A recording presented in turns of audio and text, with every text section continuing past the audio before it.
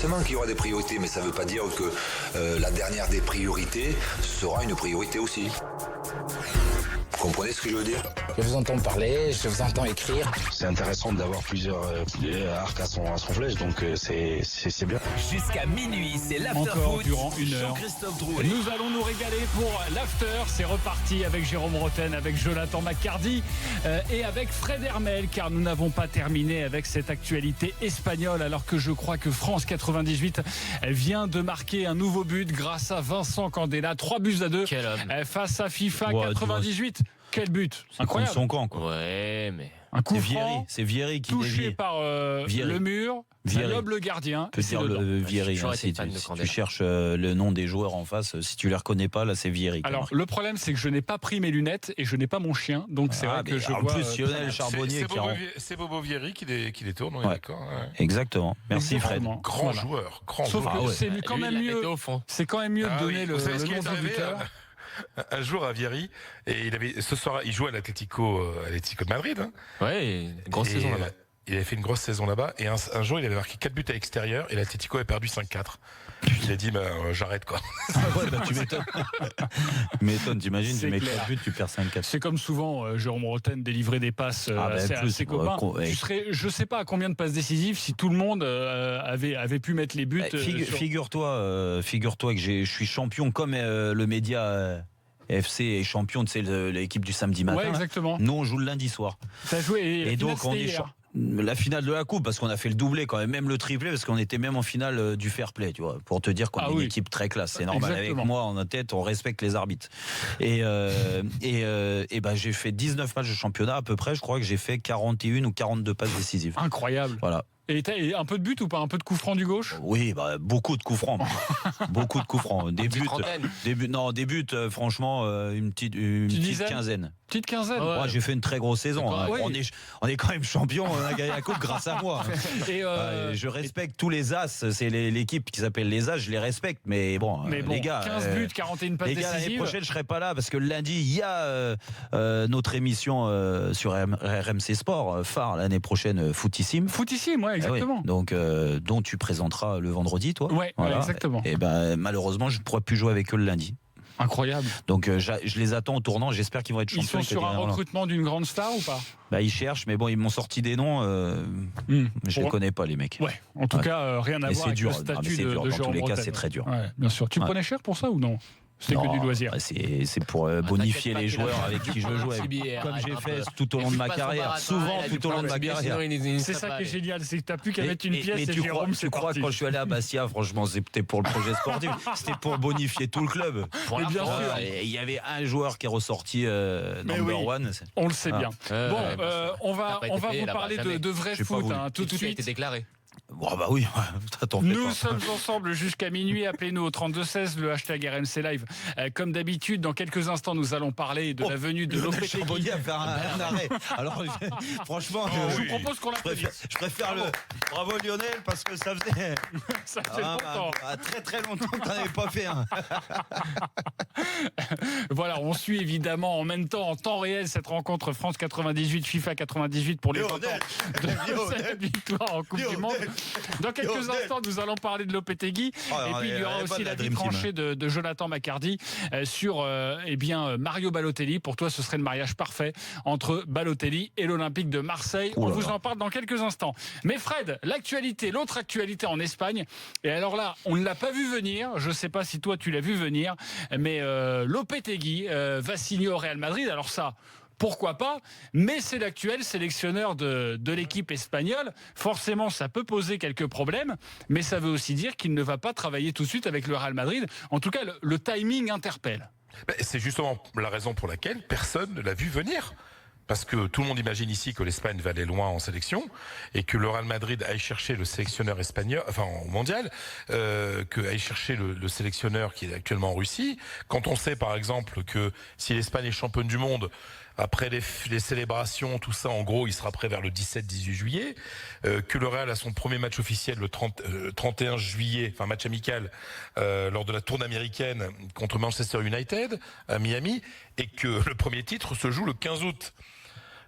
C'est qu'en gros, moins d'un mois après son arrivée au centre d'entraînement du Real, il doit déjà jouer un titre contre l'Atlético, la Supercoupe d'Europe.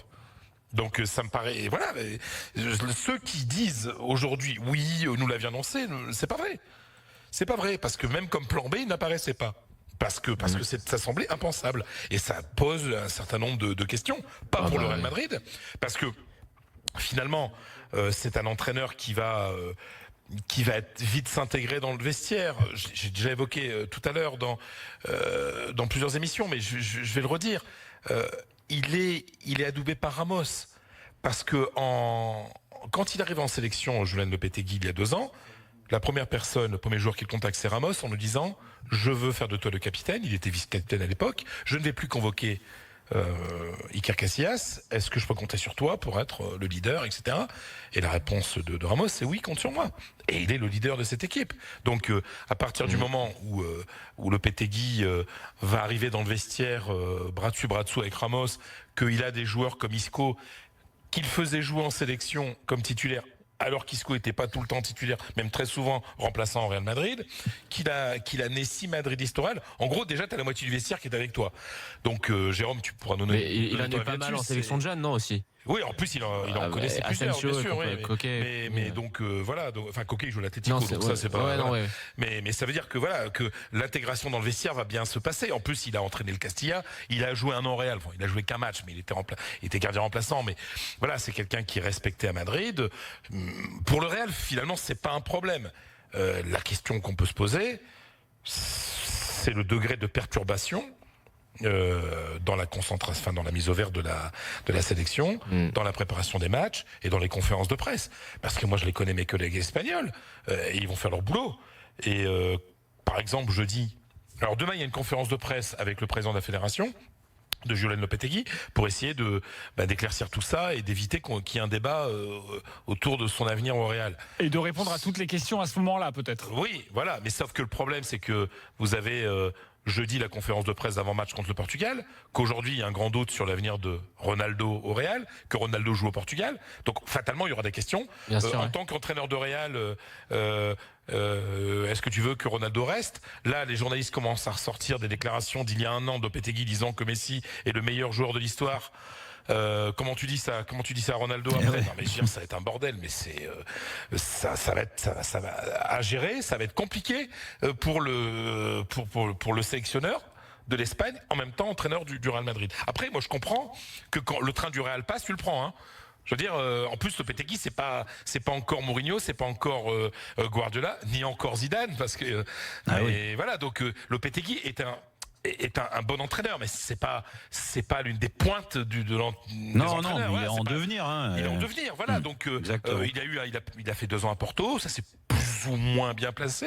Bon, après, c'est pas facile à Porto, hein, le contexte. Non, c'est vrai que c'est compliqué. Avec le président, avec les transferts. Oui, puis là, il arrive au Real, ça n'a rien à voir. Ce que je veux dire, il aura pas de joueurs prêtés. Il aura pas de joueurs, il va devoir jouer. Il aura des stars aussi. Mais il aura des moyens de recruter. Bien sûr, mais là, voilà. Mais le problème pour lui, c'est que, alors, ça aurait été hyper compliqué pour n'importe quel remplaçant de Zidane. Pas simplement pour les titres, mais pour le rapport. Pour l'aura qu'il a dans le vestiaire. Qu'il y avait entre les joueurs et Zizou. Rappelez-vous de ce qui s'était passé avec Benitez. Les joueurs avaient la relation qu'ils avaient avec Zidane, ils l'avaient avec Ancelotti. Benitez arrive en plus, il arrive avec ses gros sabots. Et son côté professeur. Et ce côté professeur, donc automatiquement, ils ont dit, rien, c'est foutu. C'était foutu d'avance.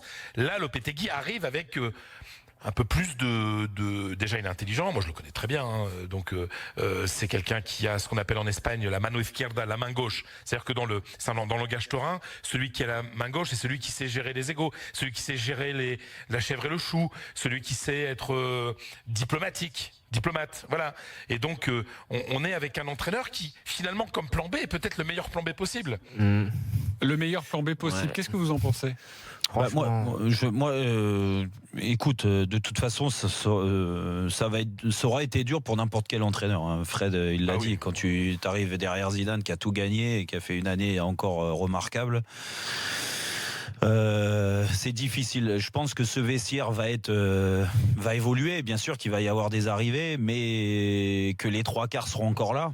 la base du vestiaire sera la même et que quand tu as le style de management de Zinedine Zidane, tu peux pas aller à l'opposé de ce style-là. Mais c'est pas son caractère en plus, donc ça tombe bien. Exactement. Donc, il a l'avantage de bien connaître Ramos parce qu'il l'a en sélection. Ramos est d'accord sur sa venue.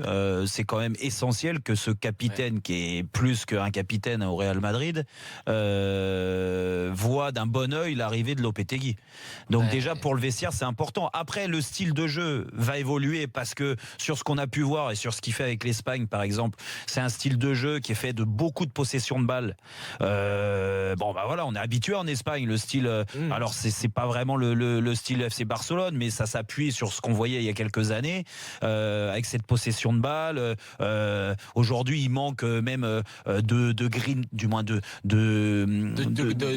tueurs devant, tu vois, où ils ont une grande possession de balles. Mais même sur les matchs de préparation, on a vu ça. Et Fred ne va pas me contredire là-dessus. Bah non, c'était mon avis tranché de lundi.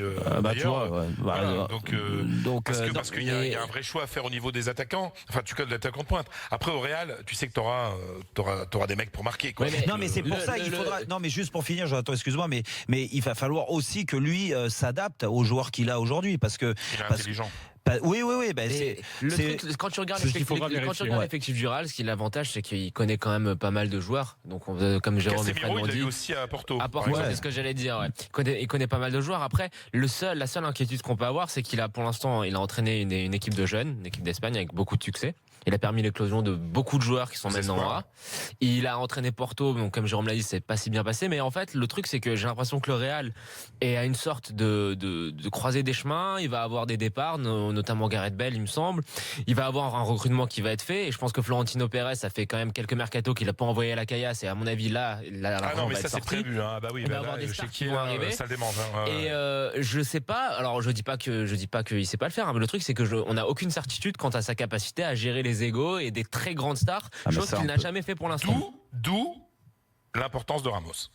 Exactement. Parce que moi je peux te dire que je vais pas citer le joueur, mais je vais faire comme Jérôme. Tu sais, pourquoi t'as donné ta parole toi aussi? T'arrêtes. Qu'est-ce que c'est que ces conneries là? Qu'est-ce que c'est que ces paroles? Qu'est-ce que c'est que ces valeurs aussi? Quand Isco arrive au Real en provenance de Malaga, c'est la petite star de Malaga et tout ça, il roule un peu de mécanique, etc. Il se la joue un petit peu dans le vestiaire. Au bout de 2 mois, t'as Ramos qui le prend entre 4 yeux dans le vestiaire puis qui lui raconte la vie, quoi, qui lui explique la vie. Voilà. Mais Ramos ne peut pas se substituer au coach, Fred. Par moment, il peut aider énormément. Il a un rôle en tout cas très important. Mais non, il peut aider énormément à une star. Oui, expliquer. Par exemple, on l'a toujours dit, le Real rêve d'avoir Neymar. Si jamais ça se fait, et si Neymar, c'est un peu compliqué, Ramos, il parle à tout le monde droit dans les yeux. Donc moi, je suis d'accord avec Jérôme. Ramos, il est essentiel dans ce choix et dans la réussite possible de cet entraîneur au Real Madrid. Ça, c'est pour le côté Lopetegui au Real Madrid. On va parler maintenant de Lopetegui, et t'en as déjà parlé par rapport aux conférences de presse et aux multiples questions des journalistes, des journalistes espagnols sur évidemment Lopetegui via le Real Madrid. Jérôme, tu sais à quoi ça m'a fait penser, cette nomination de Lopetegui? Pourtant, t'es concerné indirectement. Jacques Santini, en 2004, tu as participé à l'Euro 2004. Tottenham, non? Tottenham, ouais, ça. Il partait à Tottenham juste avant le début de l'Euro, et on avait déjà dit à l'époque, pour les joueurs, et tu vas nous donner ton sentiment de joueur, mais pour les joueurs, Jacques Santini, qui, tu le sais, de toute façon, il ne restera pas, il sera plus là au mois d'août. Il y avait eu quelque part un relâchement. On écoute moins le coach. Est-ce que tu l'as senti? Écoute, c'est pas que on l'écoutait pas, ou que les joueurs cadres n'écoutaient pas. C'est que ils m'en voudront pas. Les joueurs qui étaient là en 2004, qui avaient été champions du monde, champions d'Europe, il y en avait encore beaucoup dans cette équipe. On avait une sacrée équipe type, vraiment la meilleure sur le papier de l'Euro 2004, mais quand t'as moins faim, tu peux pas y arriver. Et que t'aurais eu n'importe quel sélectionneur, je pense que de toute façon, il l'aurait pris dans la tête. Il l'aurait pris dans la tête. Alors après, international, t'arrives toujours à te remobiliser quand même. Après, peut-être en effet que quand ça a été dur ou qu'on est passé à la phase d'élimination directe, là, quand on se fait sortir par la Grèce, alors que c'est peut-être notre meilleur match à l'arrivée contre la Grèce, hein, et qu'on le perd sur un coup de tête de Charisteas. Peut-être que sur le banc de touche, la façon d'haranguer les troupes, de les motiver, de les trucs, peut-être qu'il y avait un manque de ce côté-là, c'est possible. Quand même, Jérôme, mais quand tu joues une Coupe du Monde ou un Euro, t'es quand même. Non, mais est-ce que tu non, mais la question, c'est de savoir si compétition, quoi. Si Jérôme, est-ce que tu te souviens, parce que je me souviens, moi, ça m'avait interpellé. Alors j'étais tout minot, j'avais 20 ans, donc j'étais pas du tout en train de faire des débats dans l'after. En plus, ça n'existait pas. Mais je me souviens que les journalistes s'étaient posé des questions en disant, mais à quoi tu joues? Pourquoi juste avant une compétition? Est-ce que tu te souviens, vous vous êtes dit, ah ouais, mais pourquoi il dit ça maintenant? Ouais, pourquoi il l'annonce? Ouais, mais bon, après c'était peut-être un choix en disant voilà, je m'en vais après l'Euro quoi qu'il arrive. Donc les gars, on va tout faire ensemble pour aller gagner. Lui avait cette envie-là dans tous les cas. Et en tant que sélectionneur, il avait rien gagné, si ce n'est pas rien gagné. Attention, en 2003, on gagne la Coupe des Confédérations. Mais l'Euro, voilà, il voulait la gagner, Jacques. Ça, j'en suis persuadé. Et comme moi. Ce que je veux dire, j'étais novice, c'était mon premier Euro. T'en avais rien à foutre, il se casse à la fin de la compétition. Que ça soit Jacques ou un autre, moi ça me changeait pas grand-chose. Si, j'ai du respect parce que c'est lui qui m'a appelé en sélection. Ça influe pas sur ta motivation. Mais ce que je veux dire, c'est que on manquait de grinta, de fin, tu vois. Ça, c'est à l'intérieur du groupe. Joueurs qui étaient enfin au bout de l'histoire. Quoique, oui, mais peut-être moins fin sur cette compétition. Après, il y en a qui ont retrouvé ça parce qu'ils sont quand même arrivés en 2006 en finale de la Coupe du Monde. Mais mine de rien, pour l'Espagne, il y a un groupe qui rajeunit aujourd'hui. C'est pas le même groupe qu'il y a quelques années quand l'Espagne gagnait tout. Il y a encore des joueurs qui ont tout gagné, qui sont là, mais j'ai l'impression que eux ont de nouveau faim. Et ensemble, donc je pense pas qu'ils vont le faire payer à Lopetegui ou qu'il y aura un manque de ce côté-là. En tout cas, je le souhaite pour l'Espagne parce que après, si ça marche pas, ça sera l'alibi idéal. Hein. Alors, c'est intéressant. Voilà, mais l'alibi, surtout, c'est que tout petit problème va être analysé sous le prisme de son départ. C'est ça, à la lumière de la signature au Real. Mais là, tu as raison, Fred, parce que là, par contre, pour faire une similitude avec Jacques, les petits problèmes qu'on pouvait avoir durant les matchs, même si le premier, rappelle-toi, contre l'Angleterre, on le gagne. C'est un beau match. On doit jamais le gagner, mais on le gagne en 2 minutes dans les arrêts de jeu, là, entre le pénalty de Zizou et le coup franc. Voilà. Après le deuxième match, on fait un malheureux match nul qui nous qualifie pas et le dernier match est décisif. Donc la presse parlait que de ça. Et le départ de Jacques Santinier, oui, ça a joué sur les trucs. Il n'arrive pas à motiver de nouveau les joueurs qui sont lassés, C'est l'excuse, quoi. Et tu le ressentais à l'entraînement. C'est le coupable idéal. Voilà. Donc après, c'est les joueurs qui détiennent ça. Si les joueurs, tu as dit l'essentiel, Jérôme. Le truc, c'est que c'est la motivation des joueurs, et là en l'occurrence pour Santini, mais de toute façon Lopetegui la meilleure des choses pour se faire accepter tout de suite au Real Madrid, c'est d'arriver, t'es champion d'Europe. Ah bah bien sûr. Ah bah ouais. Parce que là, là, t'as gagné quelque chose. Ah bah ouais. Ça arrive avec un autre statut. Mais là, c'est complètement différent. C'est intéressant ce que tu dis parce que c'est à double tranchant pour lui. S'il se plante, attention, ça risque d'être très compliqué. Non, parce que s'il se plante, il arrive au Real Madrid avec des déclarations comme Fred l'a dit en disant Messi meilleur joueur du monde et ceci et cela et cela. C'est sûr que si les premiers résultats, et tu sais que c'est jamais facile d'une année à l'autre avec un changement d'entraîneur dans le club. Ouais. Après, pour vous expliquer, alors, on va dire mais moi, ça fait 25 ans que je suis là, donc je connais tout le monde. Moi, Joulen, c'est un copain, je le connais depuis 2006. On a fait le mondial ensemble, tous les jours, en 2006, pour une télé espagnole. Donc, on se connaît bien, on s'aime bien. C'est un bon mec. Et un mec, rappelez-vous d'un avis tranché que j'ai fait au moment de la liste des 23 espagnols, en disant, c'est le sélectionneur du bon sens. Eh ben, il a du bon sens, ce mec, il est intelligent, il va pas faire n'importe quoi. Et les décisions en fait qu'il prend en général ne sont pas clivantes.